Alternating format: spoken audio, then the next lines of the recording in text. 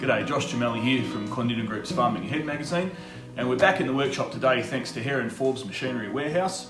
And I thought I'd talk about something that's pretty handy to have on hand in any workshop, and that's gasket paper. Now, there's no reason why you can't make your own gaskets, and it certainly helps if you're caught out short. You know, you're replacing a thermostat in an engine, or you need a water pump gasket in a hurry. This stuff's pretty cheap, and all you've got to do is cut it out. I'll show you a couple of quick tips for cutting it out. Say we want to make a gasket for that. It's all pretty easy. The tried and tested way typically was to get the hammer, gasket paper, and start hitting around the edge. Now, you can use this just to mark the paper, or if it's got a reasonably sharp edge, you can go the whole hog. Cut the entire gasket out with a hammer. There's a little bit extra there.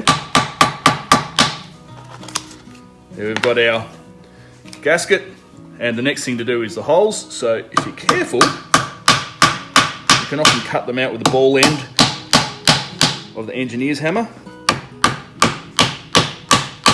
Of course, I'm doing this in a bit of a hurry. Break those out, and there you've got your gasket. There are a couple of other ways though to get the holes. That tends to be the tricky bit. Now, if you've got a set of these are hollow punches.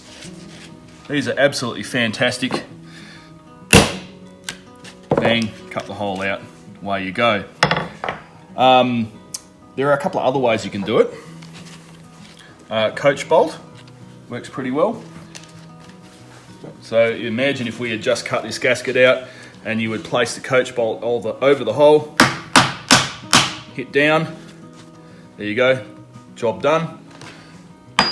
And another way, if you've got a couple of large size ball bearings kicking around, that works quite well as well.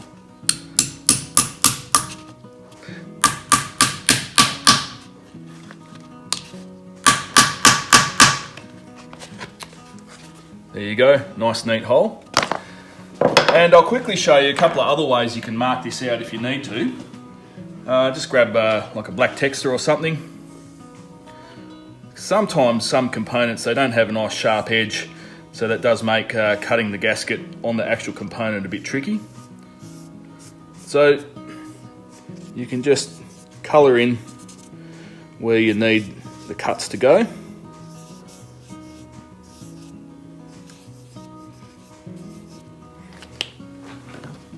And basically place your paper over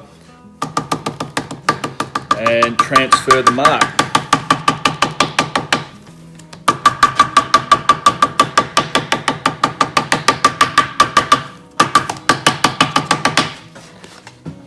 Turn it over, and yeah, you should have a good enough mark there to cut that out with a pair of scissors. Thanks for watching.